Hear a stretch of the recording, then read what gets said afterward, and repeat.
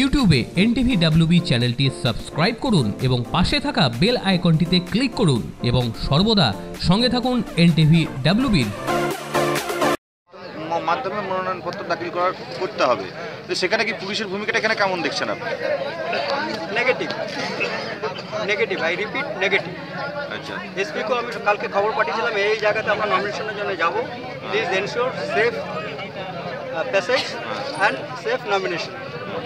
উনি বলছেন okay sir, I have inform the concern OCs and ICs. তার নমুনা হচ্ছে এইটা। আপনাকে কি হ্যাকেল করা হয়েছে তৃণমূলের পক্ষ থেকে? না, এখানে আমি যখন যেতে ছিলাম অ্যাকচুয়ালি পুলিশ বাধা দিচ্ছিল, রাস্তায় বাধা দিচ্ছিল। আর রাস্তায় তো বাধা দিতে পারেন না, 144 ধারা গেটে। আমি তো গেটে যাইনি বা গেটে ঢুকছি না, ওটা যদি আমি ক্রস করার চেষ্টা করি তখন আমাকে বাধা দেবে। তবে যে লোকটি আসছে বোধহয় আইন কানুন জানে না, পুলিশে ইউনিফর্ম পরেছে লোকটি বোধহয় খুব সম্ভবত আইন কানুন জানে না। কিন্তু সেটা এও জানে না যে মাঝ রাস্তাতে যদি কোনো রকমের এমপিকে তার নিজের প্যাসেজ না দেওয়া হয়, যেখানে 144 নেই, কোনো রকমের এরকম প্রতিবন্ধকতা নেই, সেখানে এমপির অবমাননা হিসেবে কেস ফাইল করলে তার অনেক কিছুই হতে পারে। এবং সেটা যে হবে না এমন কোনো মানে অসম্ভব ব্যাপার কিছু না।